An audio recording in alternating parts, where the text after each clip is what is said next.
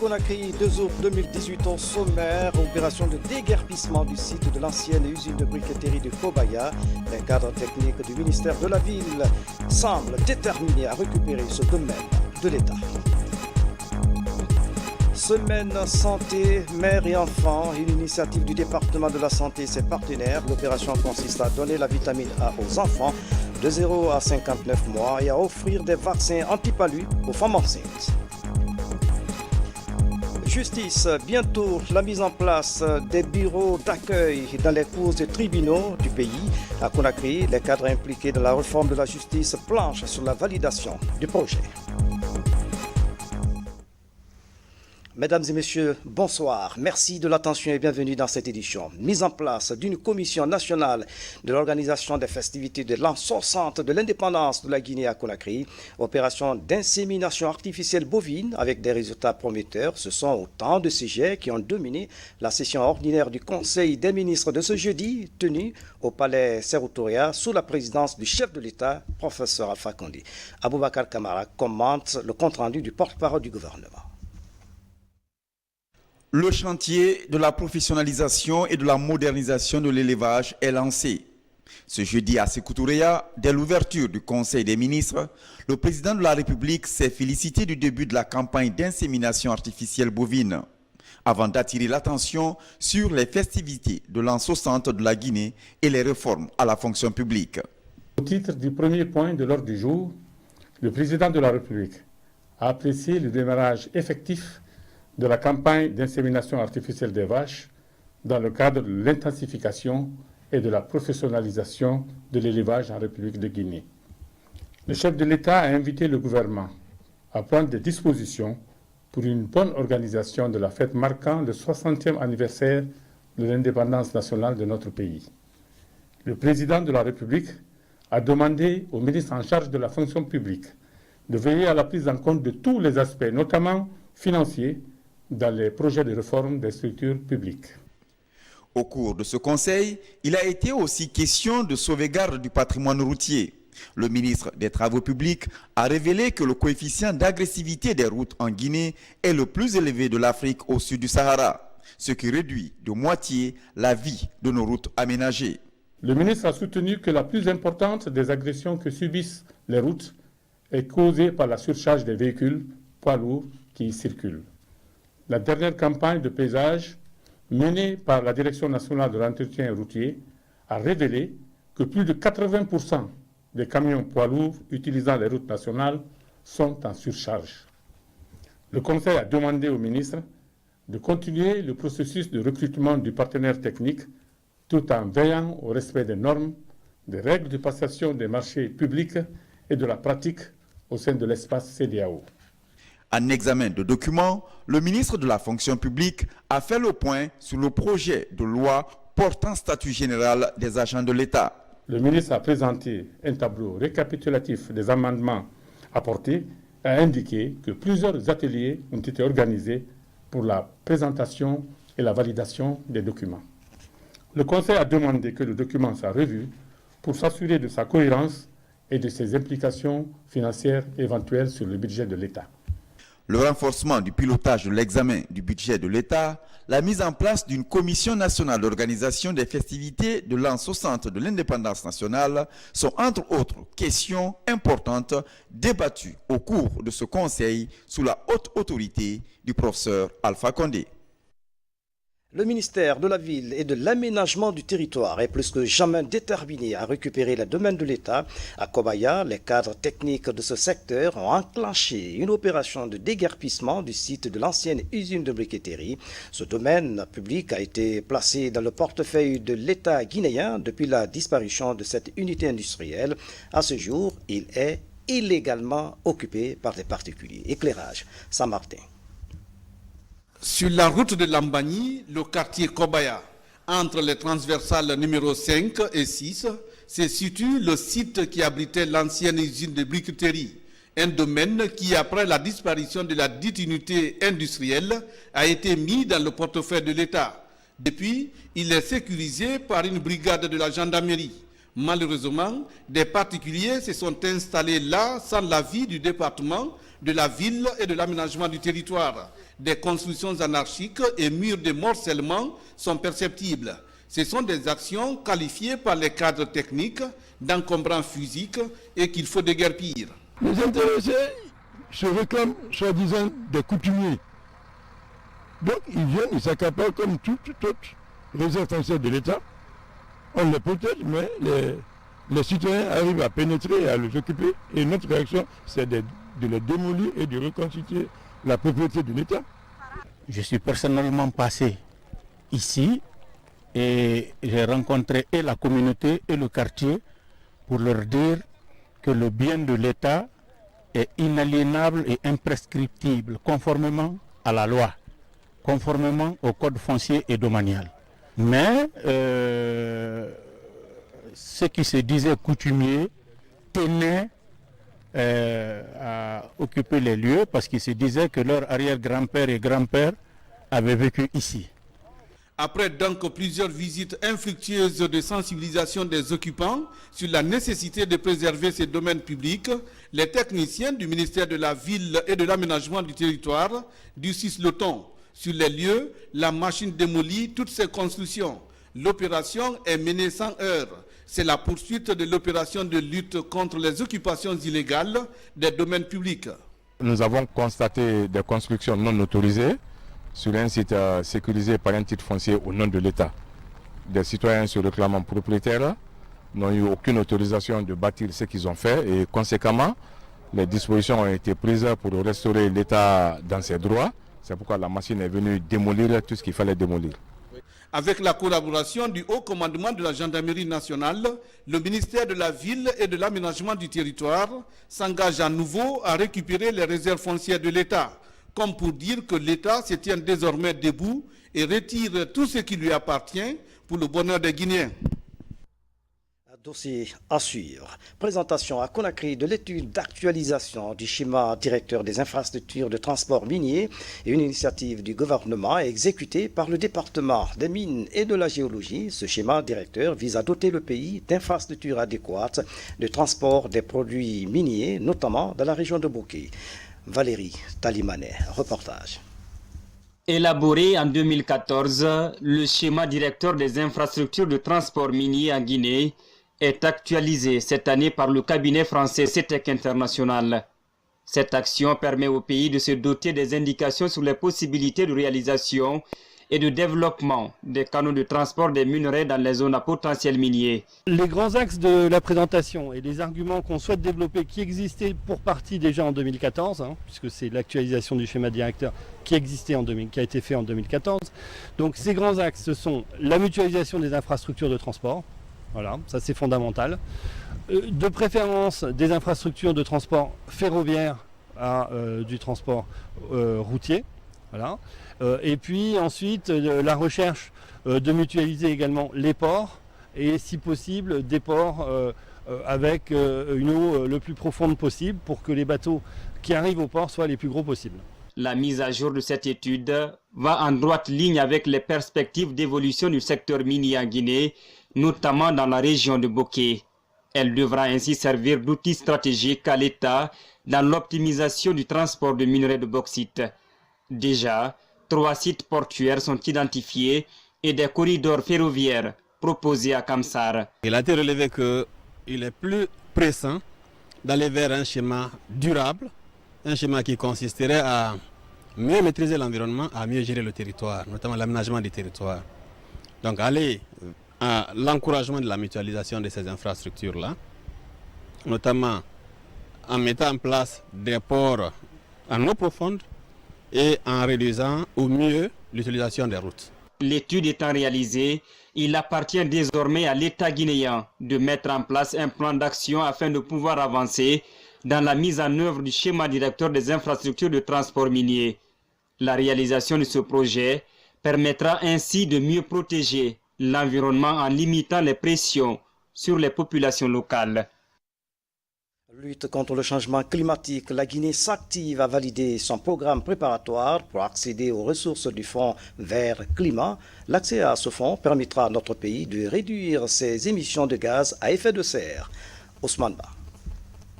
La Guinée multiplie des actions pour accéder aux ressources financières nécessaires pour réduire ses émissions de gaz à effet de serre et pour l'adaptation des populations vulnérables au changement climatique.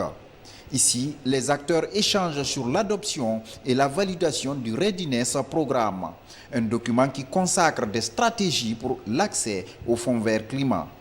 Les États membres qui se sont engagés à travers la mise en œuvre de certaines activités pour non seulement l'atténuation des effets néfastes des changements climatiques, mais également pour l'adaptation aux effets néfastes des changements climatiques.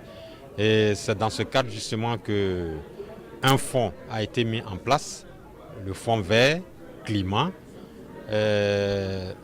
sur lequel il faudra nécessairement mobiliser des ressources. En 2016, grâce à l'appui technique du PNUD, la Guinée avait bénéficié du Fonds vert climat, un financement de $300 000. Ce montant était destiné à l'élaboration du programme préparatoire de cette validation. La Guinée a bénéficié d'un petit fonds pour aider à préparer la Guinée pour son accès aux ressources du Fonds vert pour le climat. À travers 3 actions. La première, c'est d'abord avoir une autorité nationale désignée, c'est-à-dire une porte d'entrée au Fonds vert, qui va travailler avec le point focal Fonds vert. Le deuxième, c'est d'avoir vraiment une stratégie et un document de programme pays. Le troisième, c'est vraiment avoir un secteur privé qui s'implique dans le processus et beaucoup d'acteurs qui vont s'impliquer et aider à avoir accès au fonds vert. Nous mettons les moyens financiers et techniques à la disposition des pays. C'est aux pays de décider leur trajectoire de développement. Et une fois la validation est faite, ce document sera soumis et ça sera un document phare qui va nous guider à mieux comprendre la Guinée, parce que ce document-là décrira en quelque sorte les lignes directrices de la Guinée et comment la Guinée compte s'engager avec le Fonds vert climat. La Guinée s'engage à réduire de 13% ses émissions de gaz à effet de serre d'ici à 2030. Pour gagner ce pari, le pays doit mobiliser près de $11 milliards. À présent, allons à la découverte d'une coopérative familiale qui contribue à l'alimentation des populations du Fouta. Âgé de 70 ans, le fondateur de cette entreprise agro-industrielle, Elhadj Mamadou Dansoko, transmet de génération en génération sa passion et ses 30 ans d'expérience. Fodé Camara l'a rencontré, témoignages, images et commentaires. De l'agriculture à l'élevage, il n'y a qu'un pas franchi depuis plusieurs décennies par ce passionné de la terre, un passionné à l'allure ordinaire dont la renommée sort des frontières de la ville de Karamoko Alpha Molabé. En Guinée, Elhadj Mamadou Dansoko fait partie des pionniers de la promotion rurale. L'argent, c'est aussi ici. Ce n'est pas seulement en ville. Et que la belle vie, c'est aussi ici. Il y a moins de pollution. Il y a moins de pollution de l'esprit, et de pollution du corps, de l'organisme. Le bonheur, c'est ici. Aguerri par 20 ans de service à la ferme de Ditine, où il a gravi tous les échelons, jusqu'au poste de directeur, Elhadj Dansoko gère 200 000 pondeuses. Il est aussi très actif dans la production de l'aliment de la volaille, dont les statistiques touchent les 20 000 tonnes par an. À cela s'ajoute par campagne agricole près de 500 tonnes de pommes de terre et 100 tonnes de maïs. Ces deux spéculations poussent ça et là sur des périmètres qui s'étendent à perte de vue. C'est des projets intégrés. Grâce à l'aviculture, nous avons des intrants, notamment la fiente qui est un bon intrant. Parfois même on n'a même pas besoin d'engrais avec des minéraux, des compléments minéraux. Donc nous prenons cette fiente que nous utilisons comme intrant au niveau de l'agriculture. Et en retour, le maïs que nous récoltons sert d'aliment pour la volaille. Donc c'est des projets intégrés. Rien ne se perd, tout se transforme. Vous avez vu les pauvres femmes qui sont là. D'autres tirent leurs revenus à partir de ces travaux quotidiens. C'est par exemple les élèves, lorsqu'il y a les vacances, c'est tous les élèves qui viennent ici. Lorsqu'il y a une grande fête, les pères, les femmes de certains enfants, de certains foyers viennent ici pour tirer leur profit afin que de faire une bonne fête. Âgé de près de 70 ans, pour son sprint final, ce vieux laboureur est entouré de ses enfants. Un passage de témoin dont le principal enjeu est de pérenniser les activités de cette coopérative familiale. On est né dans l'aviculture et l'agriculture. Depuis à bas âge, on a toujours vu notre papa faire cette activité. C'est ce qui nous a nourris, ce qui nous a éduqués. Et aujourd'hui, on est 5, 3 filles et 2 garçons, dont je suis l'aîné. Et nous faisons toute cette activité qui nous rapporte. Au niveau des différents segments de la production, des techniques innovantes sont utilisées pour la production de l'alimentation de la volaille et l'utilisation raisonnée de l'eau à la parcelle par un système de goutte à goutte utilisé pour le maraîchage. Merci Fodé pour ce reportage. Après 8 mois d'exercice sous le terrain, cadres et techniciens des eaux de Guinée, SEG, viennent de se retrouver à Mamou. Il a été question de passer en revue les forces et les faiblesses de la société. La rencontre a défini les nouvelles orientations à suivre pour les prochaines années. Mamadou Patibaldé est notre correspondant dans la région de Mamou. La desserte en eau potable des populations fait partie des objectifs assignés à la Société d'exploitation des eaux de Guinée. En 2017, par exemple, à cause de la vétusté des installations et la faiblesse des ressources financières, les indicateurs de performance n'ont pas atteint les objectifs attendus. C'est pour passer à revue ces acquis, identifier les facteurs limitants et envisager des solutions correctives pour les années à venir que s'est tenue à Mamou cette revue. Dans l'examen de ces paramètres, il y a eu des dysfonctionnements constatés à certains endroits et nous sommes décidés d'apporter toutes les solutions pour nous permettre de rendre service à nos populations des villes de l'intérieur. En 2018, la Société d'exploitation des eaux de Guinée envisage d'accroître la production, la distribution et la gestion sur la base d'une évaluation des 25 centres de l'intérieur du pays. Cela pour mieux répondre aux attentes des populations en matière de desserte. Pour celui qui connaît la SEG, les centres de l'intérieur utilisent vraiment les installations vétustes. Donc chaque jour, c'est des pannes répétées. Donc nous étions l'accompagnement de la direction générale, vraiment certains centres allaient être arrêtés. Mais aujourd'hui, cet accompagnement aussi est limité parce que les ressources font défaut.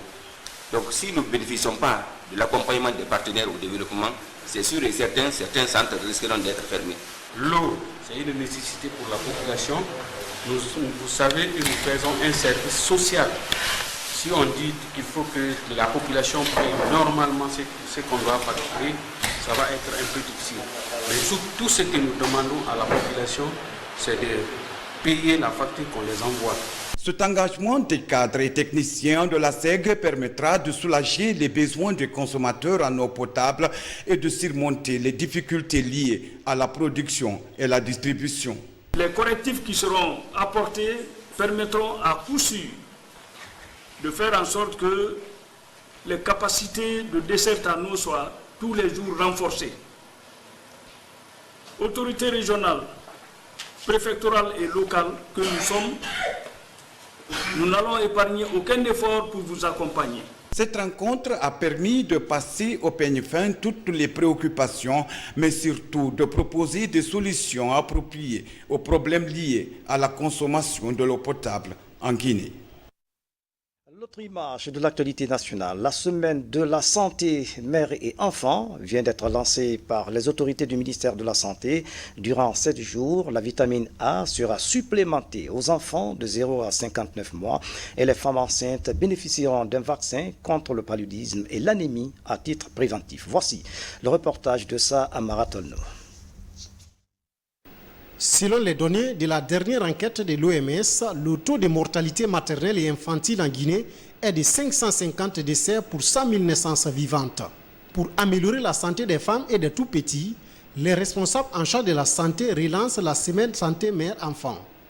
L'opération consiste à supplémenter la vitamine A aux enfants âgés de 0 à 59 mois. Quant aux femmes enceintes, elles recevront un traitement préventif contre le paludisme, l'anémie, au cours de cette même semaine. La cible de 0 à 11 mois, ce sont ces enfants-là qui seront vaccinés avec le PEV de routine contre les 9 maladies cibles du PEV. Après, nous aurons la supplémentation en vitamine A chez les enfants de 6 mois à 59 mois. Et ça sera dans toute la ville de Conakry. Nous aurons ensuite les femmes enceintes qu'on va vraiment donner des prestations en renforçant l'état de la grossesse, en luttant contre le paludisme, en luttant contre l'anémie, en leur donnant le fer. Pour la ville de Conakry, 620 agents vaccinateurs sont déployés sur 56 sites. Responsables en charge de la santé, partenaires techniques et financiers appellent à la mobilisation des populations pour la réussite de la campagne. Une opportunité pour accélérer des interventions à haut impact en faveur des femmes et des enfants, notamment la supplémentation en vitamine A et également la vaccination et des consultations en santé primaire et communautaire. Le deuxième caractère très important, c'est que c'est également un moment de communication et de dialogue avec les communautés, les populations, les familles, tous les acteurs, pour remettre encore en réflexion les aspects liés à la santé de la mère et de l'enfant pour qu'ensemble et de façon collective, nous puissions engager et renforcer des actions pour donner à cette santé une véritable réalité de succès. La santé n'est pas l'action uniquement de la médecine, c'est-à-dire l'acte médical. La santé, chacun doit jouer et peut jouer un rôle. L'action de santé appartient à toute la population. C'est pour cela que nous lançons un appel vibrant à toute la population de Guinée et même à travers le monde de prêter une attention à la femme et à l'enfant. À l'image de Conakry, cette campagne de vaccination des enfants et des femmes enceintes va se dérouler sur toute l'étendue du territoire. C'est toujours une mission conjointe Assemblée nationale et ONG Santé familiale internationale FHI 360 vient de boucler une tournée dans les hôpitaux de Mamou et de Labé. Objectif s'enquérir de la qualité des soins de santé dans les structures sanitaires appuyées par FHI. Les précisions dans ce reportage de Sarfdine Diallo, Mamadou Alphabali. L'exercice est désormais annuel. Les parlementaires de la commission santé sont dans les régions sanitaires de Labé et Mamou. Il s'agit d'échanger avec les prestataires de santé et les patients pour se faire une idée sur la qualité du service. Le but est de mettre les citoyens au centre de la gouvernance sanitaire et de maintenir un service de qualité de façon durable. Le constat, il est positif parce que nous avons compris quand même que depuis un certain nombre d'années ou depuis les 2 dernières années, il y a beaucoup d'améliorations sur la qualité des prestations qui sont offertes. Le personnel, au niveau surtout des collectivités, il y a assez d'agents qui ont été redéployés par le ministère de la Santé. Également sur le plan des équipements. Aujourd'hui, quand vous visitez l'hôpital régional de Labé et les hôpitaux préfectoraux que nous avons visités, même les centres de santé sont vraiment bien équipés. Il ne faut pas dire que tout est là, mais en tout cas, l'essentiel est là au niveau des centres de santé. Il faut dire que l'État est en train d'agir, le gouvernement est en train d'agir pour améliorer le système de santé dans notre pays. Ce programme d'évaluation des hôpitaux de Mamou et Labé est piloté par FHI 360, entendez Santé familiale internationale, en collaboration avec Search for Common Ground et soutenu par l'USAID. Nous attendons réellement à ce que les parlementaires soient nos porte-voix auprès de l'Assemblée et auprès du gouvernement également pour relever certains défis qui restent encore. La commission santé de l'Assemblée nationale entend pérenniser et élargir ses missions de contrôle et de suivi de l'action gouvernementale dans le souci de garantir des soins de qualité aux populations. Change de sujet. Justice vers la mise en place des bureaux d'accueil dans les cours et tribunaux du pays. Les acteurs impliqués dans la réforme de la justice réfléchissent sur la validation de ce projet qui vise à orienter et à conseiller les citoyens en quête de justice. Mamadi Terna Kamisoko. Quelqu'un qui vient déjà, il est traumatisé. Le bureau d'accueil dans les juridictions, un concept nouveau dans l'appareil judiciaire guinéen. Leur rôle est de conseiller et d'orienter les citoyens en quête de justice. Pour la matérialisation du projet, les acteurs impliqués échangent autour de la validation d'un document relatif à la création des bureaux d'accueil, de son plan d'action et de son financement. Les populations une attente qui a été exprimée depuis très longtemps, c'est-à-dire qu'on a tous perdu confiance à la justice. Parce que la justice est chère, elle est lointaine, et lorsque je dépose mon dossier, je peux attendre des années sans résultat. Donc ce que nous voulons, c'est réduire à la fois ces délais, travailler pour le retour de la confiance, en essayant de donner un espace où le justiciable guinéen est considéré désormais comme un justiciable à part entière qui a besoin de sa justice et dont la justice a aussi besoin et a des réponses à lui donner. Il s'agit de créer des centres d'orientation auprès des juridictions, centres devant lesquels les citoyens peuvent venir s'informer sur les procédures et où ils peuvent être orientés sur tout ce qu'il faut faire au niveau de la juridiction pour que leur affaire porte au mieux. Ce document, une fois validé, devrait garantir le rapprochement de la justice des justiciables. Une problématique qui correspond à l'axe 1 de la politique nationale de réforme de la justice. La démarche est soutenue par le 10e Fonds européen de développement à travers le projet d'appui à la réforme du secteur de la justice par juge. Quand on va dans une juridiction, s'il y a un service d'accueil qui indique le coût des actes, la procédure à suivre, là où il y a le dossier, le plaideur se sentira plus à l'aise et verra son affaire mieux suivie au niveau de la justice. L'installation prochaine des bureaux d'accueil des justiciables dans les juridictions va contribuer à améliorer la qualité des services offerts aux citoyens et par ricochet rétablir la confiance des populations en leur justice. Dans l'actualité encore, les sections du RPG Arc-en-Ciel de la Haute-Guinée continuent les visites des chantiers et les prises de contact avec les départements ministériels. La démarche vise à s'imprégner des œuvres réalisées sous l'ère Alpha Condé. La délégation vient d'être reçue par le ministre de l'Agriculture. C'est le premier élément de Guinée en bref. En image, signé Aboubakar Yabi. Les 21 sections du RPG Arc-en-Ciel de la Haute-Guinée en séjour à Conakry poursuivent leur visite dans les différents départements ministériels du pays. Reçues par la ministre de l'Agriculture, les initiatives présidentielles axées sur l'autosuffisance alimentaire sont au centre des débats. C'est dans ce cadre que les engins agricoles, notamment les tracteurs et des moissonneuses-batteuses destinés aux paysans, leur ont été présentés. Le président ne fait que motiver nous les jeunes. Il envoie tous ces matériels-là. Mais ces matériels-là, ça sert à qui? Nous les jeunes. C'est pour le devenir de la Guinée.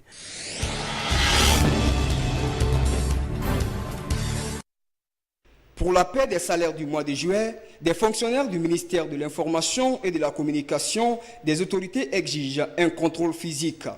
Tout agent ou contractuel de ce département doit être muni des pièces demandées avant de rentrer en possession de son salaire. Depuis hier, le ministre a donné des instructions comme quoi quiconque doit avoir son salaire maintenant, il doit être contrôlé.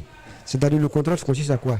Il nous fournit l'acte d'engagement, la photocopie de la pièce d'identité, et il passe aux ressources humaines. Nous vérifions tout. Si c'est bon, nous lui donnons un bout de papier avec lequel il se rend sur le payeur.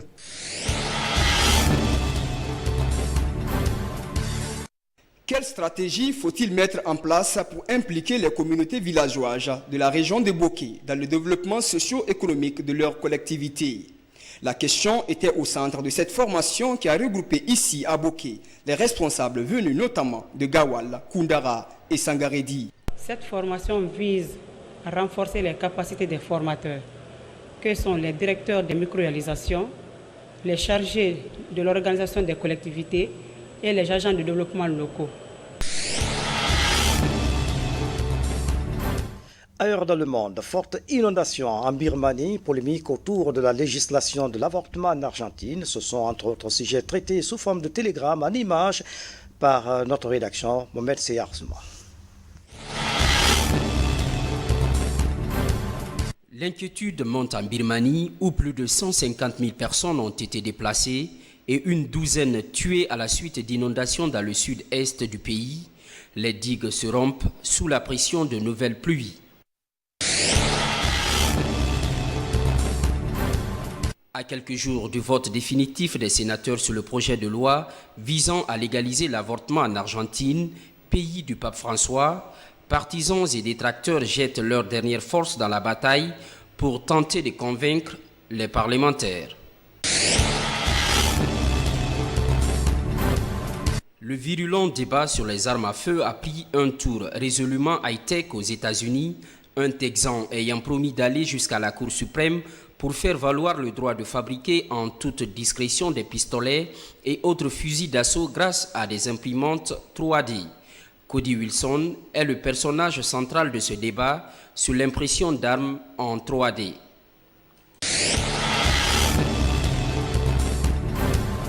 Il traque les cellules souches cancéreuses pour mesurer très tôt l'agressivité de la maladie. Le premier kit de détection précoce, élaboré par un petit laboratoire creusois, sera commercialisé en septembre pour le cancer colorectal avant de cibler d'autres organes. Voilà, c'est la fin de cette édition à tous. Merci de nous avoir suivis. Excellente soirée où que vous soyez dans le monde. À bientôt.